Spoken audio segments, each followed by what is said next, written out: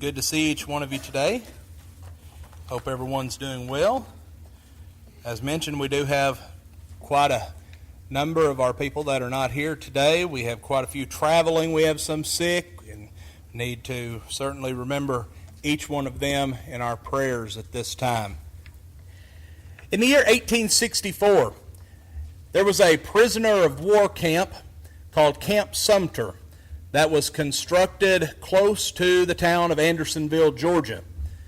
When this prison was constructed, it was built to accommodate 10,000 soldiers who had been captured by the Confederacy during the Civil War. Well, ultimately, it ended up housing 40,000 soldiers. The condition that these soldiers were destined to live in beggars our description. They faced intense seasons. They were not provided any type of shelter whatsoever. It was simply a large open field. Their water supply was very little. It became contaminated very quickly. Food was very scarce, and generally when they were provided food, it consisted of moldy cornbread. Their hygiene was very poor, and by the time that the war ended, about 13,000 Union soldiers died in this prisoner of war camp. But during the summer of 1864, the prisoners who were living in this camp, they were suffering under the hot Georgia sun. Their water supply had dried up. Many of them were dehydrated. Many were passing away. And a group of soldiers came together. And they began to pray that God would intervene and would provide some type of relief for the plight that they were facing. Well, shortly after they began praying, during the middle of the night, a spring of water suddenly erupted in the midst of the camp. And it provided more than sufficient amounts of water for these prisoners for the remainder of the war. Now, there are different speculations as to how this spring came to be. But these prisoners that had been praying to God, they equated it to God's providence. This spring still exists today. You can go to Andersonville, Georgia, and visit this spring, and it fittingly bears the name Providence Spring. Now, while this story seems too incredible to believe, it brings up some questions that we need to ask in regard to the providence of God. The first is, to what extent is God involved in our lives today?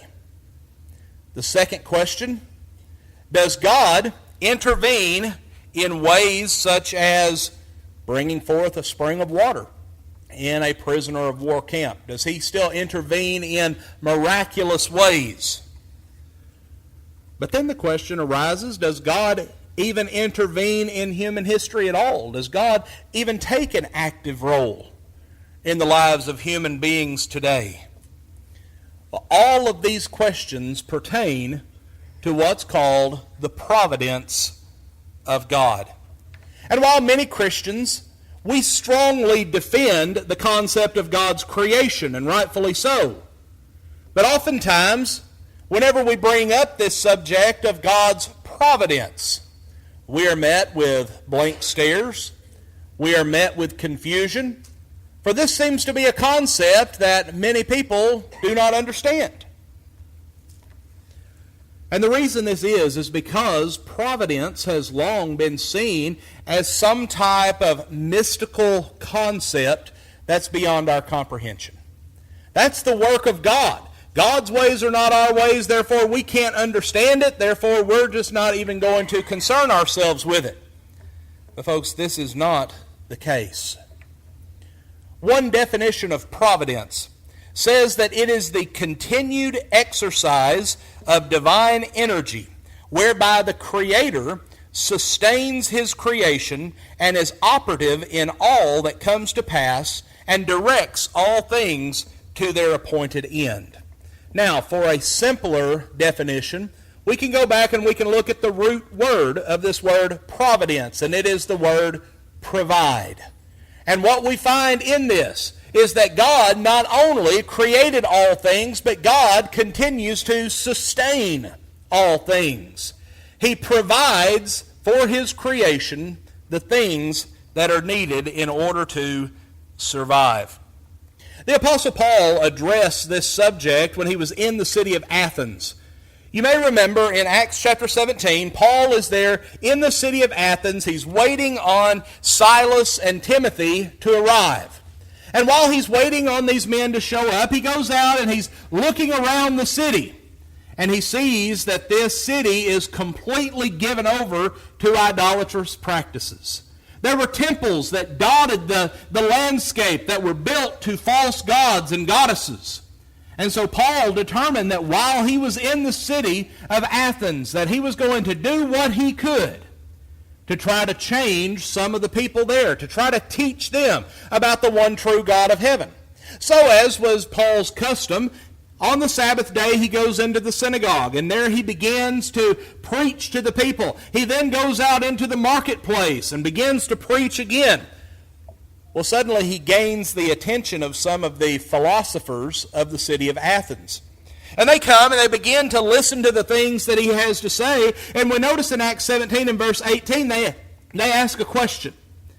They said, "What would this idle babbler wish to say?" So basically they're saying, well, this man doesn't have anything important to say, so why listen to him? What is it that he has to say? But then they go on. And some of the others, they say, well, he seems to be a proclaimer of strange gods. And what led them to this assumption was because he was talking about something that they had never heard about before. He was preaching to them about Jesus and about the resurrection. This was new to them. This was foreign territory. So they take him up to a place known as Mars Hill, also known as the Areopagus. And upon this place there were a lot of altars built to a lot of different gods and goddesses. Well, while there, Paul is looking out over the city of Athens. He sees that this is a city that has turned their back on God, that they are serving false gods. And he says in verse 24, he says, "The God who made the world and everything in it is the Lord of heaven and earth, and does not dwell in temples made with hands. This God of heaven is the one who gives life and breath to all things." You may remember that while he was there on Mars Hill, he's looking at all of these different altars, and he notices that there is an altar there to an unknown God. Paul acknowledges the fact that the Athenians were deeply religious people. He commends them for that fact. But he says, I want to tell you about this unknown God. This is the one that you need to be worshiping. This is the one that you need to be learning about. I'm going to teach you about the one that created all things and sustains all things. And then we come to verses 26 through 28, which is crucial to our study this morning.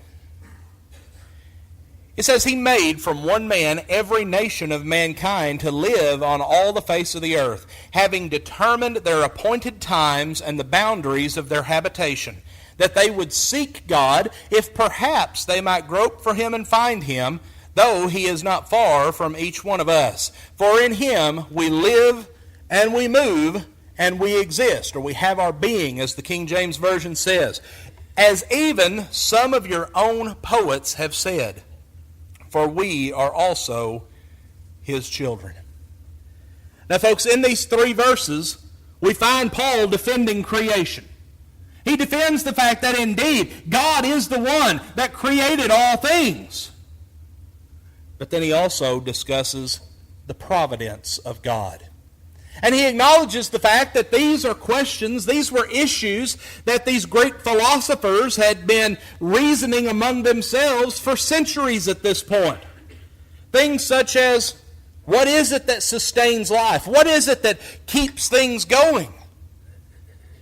What is it that directs the motion of the earth and of the heavens? And then what seemed to be the most important one, why do we even exist? Why do we exist? Why is man here? What's the purpose of man? Well, the way that he described this, and we're going to draw from the words of Paul this morning for our last remaining minutes. The way that Paul described this, he said that it is in God. Now remember, he's talking about not one of these pagan gods that they were worshiping. He's talking about the one true God of heaven. And he said, it is in God that we live, we move, and we exist. So looking at each of these three areas this morning, we're going to see the providence of God at work in the world and in our lives today through these three areas. First, we find in Him we live. Well, first, what benefit would there be in creating life if you weren't going to sustain it? To put that in a way that we could understand it more, if we go out and we build a beautiful new home, and then we move in and we don't ever do anything to maintain that home, what's going to happen? It's going to fall apart. It's not going to last very long. Why would we spend that kind of money, put that kind of effort into it, if we're not going to maintain it, if we're not going to sustain that? Why would God create the heavens and the earth? Why would He create the plant and animal kingdom? Why would He create the days and the months and the seasons and the years? Why would He create the heavens? Why would He create man if He's just going to put it in motion and forget about it? That doesn't make any sense.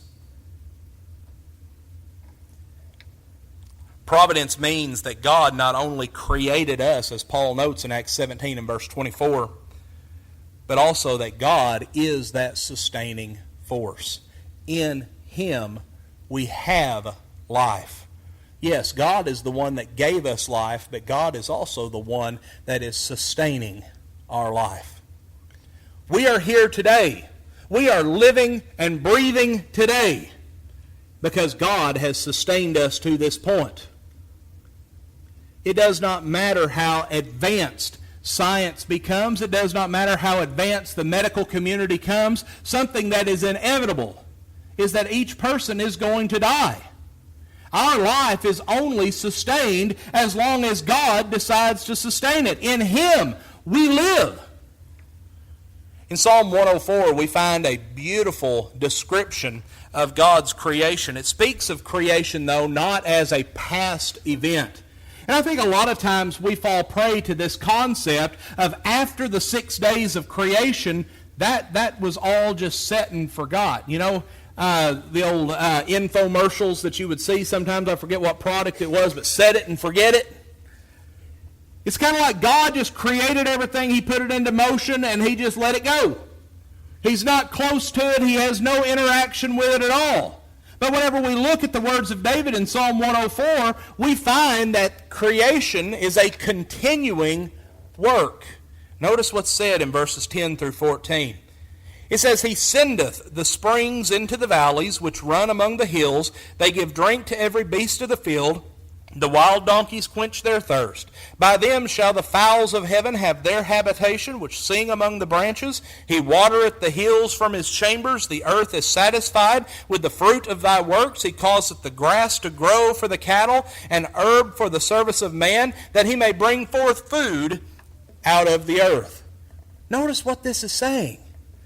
Everything we see in this passage is something that is continuous. It's something that's present tense, that God continues to do for His creation. Then we come over into the New Testament, into the book of Colossians, chapter 1, verses 15 through 17. And here Paul writes, Who is the image of the invisible God, the firstborn of every creature? For by Him were all things created that are in heaven and that are in earth, visible and invisible, whether they be thrones or dominions or principalities or powers. All things were created by Him and for Him. And now notice this last statement. And He is before all things, and by Him all things consist. Another word for consist would be exist. God is the one that is making sure that His creation continues to exist. That's the providence of God at work. Hebrews 1 and verse 3 says that he upholds all things by the word of his power. The power of God that spoke these things into creation is the same power that is keeping them in creation, that is keeping them living. Now there's an area of religious thought known as deism. And the deist believes that God exists, but that God does not play an active role in the world today. And the way they describe it, they say it's like when you wind a clock. You take it, you wind it, you set it on the shelf, and you forget about it. God created this world. He created the heavens and the earth and all that's in it. He set it into motion and he forgot about it. That God is no longer active in any way. But that's not what the Bible teaches. In Matthew 10, verses 29 through 31, Jesus says, "Are not 2 sparrows sold for a cent? And yet not one of them will fall to the ground apart from your Father. But the very hairs of your head are all numbered. So do not fear. You are more valuable than many sparrows." Jesus is saying that even the least of the creations of God, if that were to fall, if it were to have some type of trouble, God knows about it. God is active. He is in tune with his creation. But then in Acts 17 and verse 27, as we've already noted, it says that God is not far from each of us. God is with us. He is in our midst. He is watching over us, providing us with the things that we need. And then Jesus said in Matthew 6 and verse 26, "Look at the birds of the air, that they do not sow, neither reap, nor gather into barns, and yet your heavenly Father feeds them. Are you," folks, he's talking about man here, "are you not worth more than they?" But then we skip down to verse 30. And it says, "But if God so clothes the grass of the field, which is alive today and tomorrow is thrown into the furnace, will he not much more clothe you, you of little faith?" Indeed, it is in God that we live. It is God's providence that is keeping us here today, keeping us alive. But what about this second point? In him we move. Folks, everything in God's creation is in motion. Nothing is stagnant. Nothing is dormant. Everything continues in a perpetual motion. That motion that God set it in the beginning.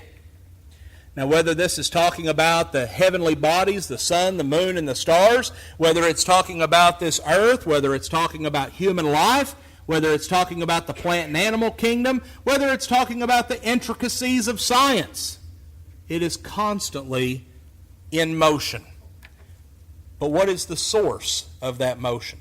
Scientists have been trying to understand and explain this for centuries. What is the source of life?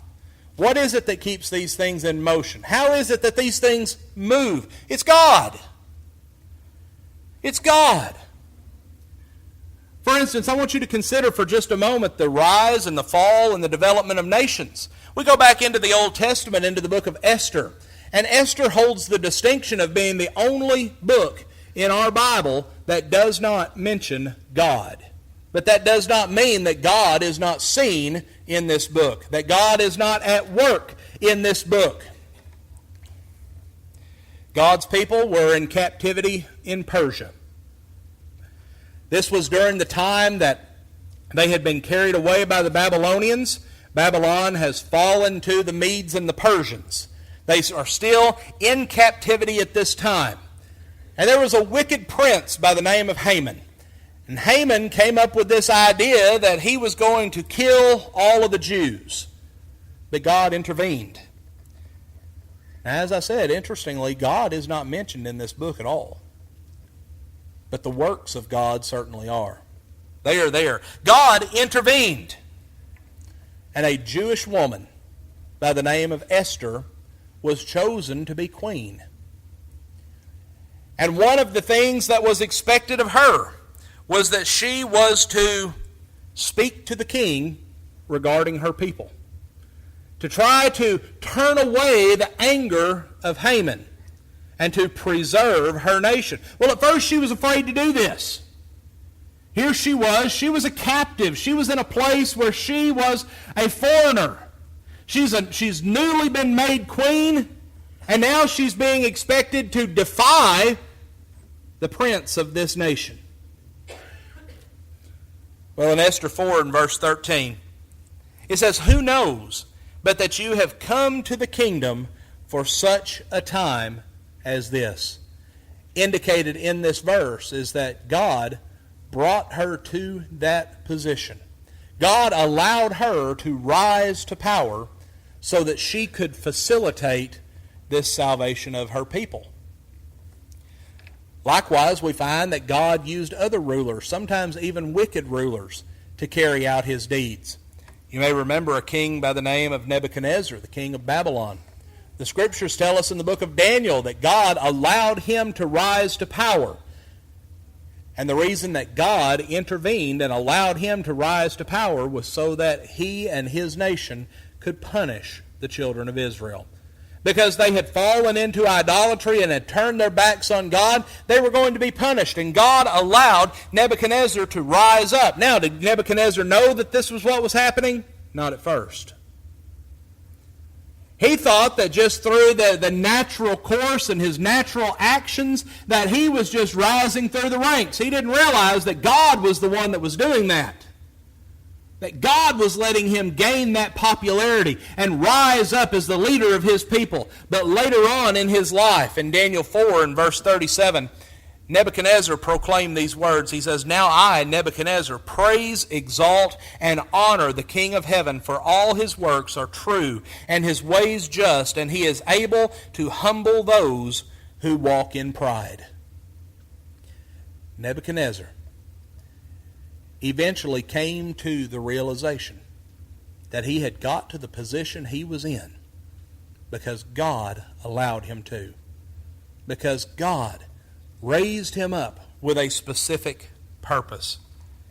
You may remember this is why that Paul told the Athenians in Acts 17 and verse 26, "And he made from one man every nation of mankind to live on all the face of the earth, having determined their appointed times and the boundaries of their habitation."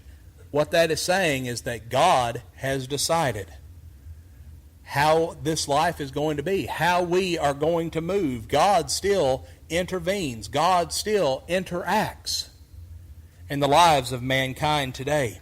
But then we have this last one. In him we have our being, or in him we exist. Folks, the most basic question is, why are we here? Why does mankind exist?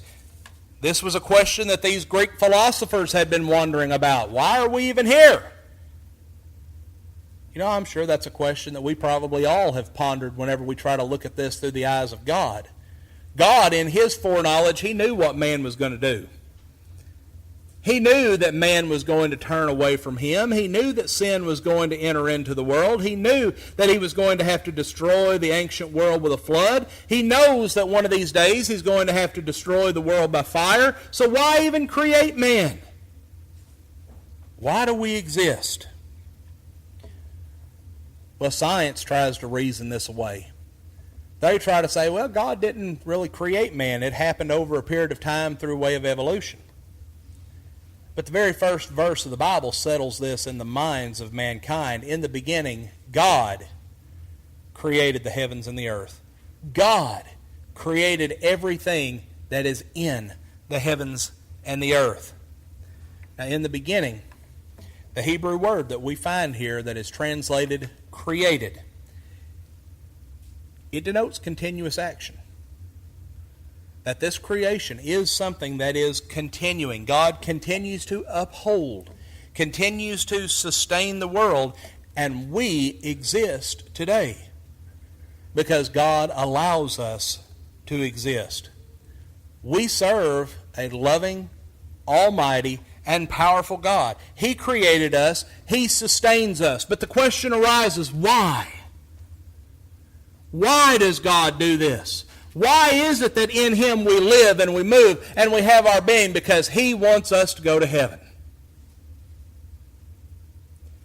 He is giving us opportunity after opportunity. He is sustaining our life. He is giving us existence in the hope that one day we will come to him.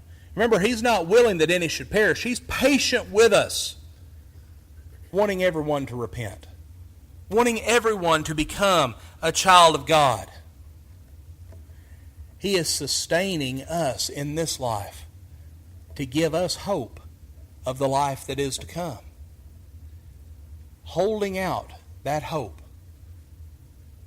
that one day people will come to the truth, that they will get their life right and be prepared for the day of judgment, because that day is coming.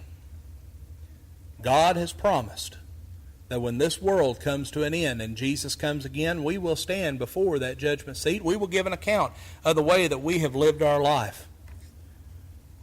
Now, up to this point, God has been faithful to each and every one of us. He's been faithful in providing us with life, in guiding us, in maintaining our existence. But are we being faithful to Him? What He demands of us is obedience to His will. God has providentially allowed us to continue to this very day so that we would have an opportunity to obey the gospel if our life is not prepared, or to get our life right if we've strayed away from the truth and need to be restored. God, through His providential care, is giving us these opportunities. And it may be that there is someone here this morning that needs to take advantage of that opportunity. If you're not a child of God, then we would encourage you to come to the Lord today. The way that you do that is by placing your faith in Jesus Christ as the Son of God, repenting of your sins. You come forward and confess publicly that you believe that Jesus Christ is the Son of God, and be baptized. Have your sins washed away. God will add you to the church. Or if you've strayed away, you need to be restored, come forward and make that known. Let us go to the Father in prayer on your behalf. Leave this place today knowing that you're in a right relationship with God. This morning, if you examine yourself and you need to respond to the Lord's invitation, please come while we stand and sing.